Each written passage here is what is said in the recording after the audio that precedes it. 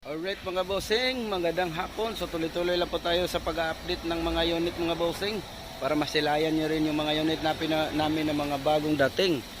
Alright mga bossing, so yung isang pickup natin, pickup truck is na-upload ko na po yan sa YouTube mga bossing. So paki-like and share na lang po para makita po ng mga kamag-anak nyo or mga kilala nyo baka gusto ng mga pickup na 4x4. So may available tayong isa. Alright mga bossing, so pangalawang unit naman natin is isang Hyundai H100. Ayan mga bossing, pwede pang negosyo, pwede pang pamilya, service. Ayan, dahil dual aircon po ito mga bossing. Model nito is 2024. And then yung udo naman niya is napakababa lang po ng kanyang tinakbo, only 23,000. So ayan mga bossing, ikutan na natin bagya yung kanyang exterior. So ito naman mga bossing, nakikita natin is dito wala pong tama.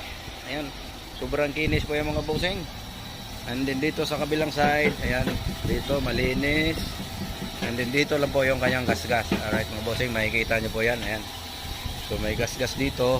Pero madali lang pong ayusin itong mga bossing, gawa ng kulay puti lang po ito. Hindi siya mahirap gawin. Ayan.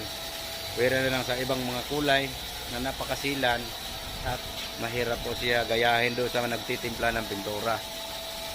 Alright mga bossing, so pero bago naman natin i-release itong unit natin is kung gusto nyong pinturahan natin, ayusin para magmukhang bago ulit.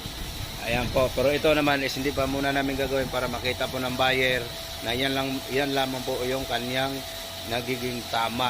Ayan yung issue niya. Alright mga bossing, so gulong niya, ayan, sobrang kapal pa po ng gulong yan. Ayan po, Hankook. Ayan yung tatak. So apat yan mga bossing, yan po yung stock niya nung pagkagaling niya ng kasa. Ito naman yung harapan. Alright, ganun din po, sobrang kapal, halos 100% pa po yung kanyang kapal. Ayan, bagong bago yan mga bossing. So sa kabilang side naman, silipin natin para makita nyo. So ang unit natin mga bossing is isang manual na diesel mga bossing, manual transmission, 2.5 diesel engine yan mga bossing. So alright, yan, H100 Hyundai. And then dito naman sa kabilang side mga bossing, ayan, sobrang kapal. Din dito naman na side mga bossing is wala talagang tama. Ayan na. Ay, makikita nyo po, sobrang kinis yan mga bossing. Hanggang doon sa bubong, sa taas. Alright, so silipin naman natin yung kanyang interior mga idol. Ayan po, yung kanyang interior. So against the light lang. Pero napakaganda yung loob niya mga bossing. Dual aircon na po yan. Napakalamig ng aircon. And then dito, ito makikita nyo po yung aircon dito. Dito naman sa likod mga bossing is meron din mga konting scratches.